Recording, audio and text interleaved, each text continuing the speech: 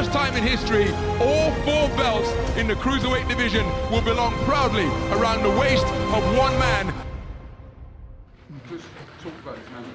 Well, listen, he's had 14 fights, so everything, you have to calm down. You have to calm down, because I thought I was watching Hagler-Hearns for 2 rounds in the light welterweight division, and it was scary. You know, I know Joe Gallagher well, and Joe really fancied Scotty Cardell to win because he thought he'd worked out a way of getting past the guard, and he hit him with far too many shots.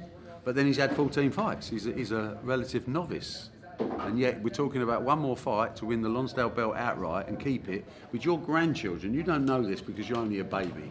Your grandchildren will love to hear the stories sitting on your knee of how you won your first Lonsdale belt and your subsequent titles. But what you see here is a fighter that has belief. It's a strange thing, you know, when you're getting hit by shots and someone comes out like a whirlwind, there's a deep belief you have to have, and that's the quality that doesn't exist in many fighters. When they can go down to their boots and then draw on something that mere human beings like me have no idea where they find that energy or that creativity from.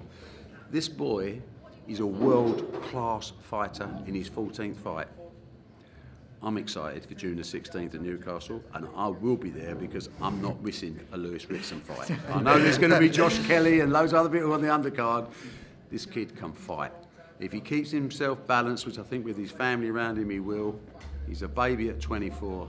The world is out there for him, and that's the only reason you can ever be involved in boxing, because it's a sport that changes lives. And his life is changing. I believe he's sensible enough to cope with it, and I think he has the ability to entertain millions of people around the world. And I think it's going to be a fabulous journey. So well done, young man. The Ritson Kelly story continuing, or is it fought in the amateurs? I'm sure they'll want to put it on again in the pros. No need, because when you've got 2 world-class fighters, the one thing I always learn is you don't put them against each other, do you? Listen, who can say, you never say never in boxing, you know, it's a long time, but when you're 24 years old and the world is your oyster, you pick and choose where your career takes you.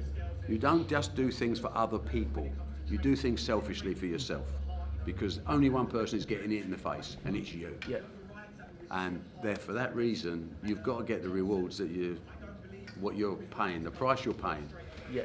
I mean, I could tell you how much money I would pay not to go through 2 rounds like that. So, you know, but you don't get involved with local domestic stuff. Yours is now, and Eddie will watch you closely through the global side of your business.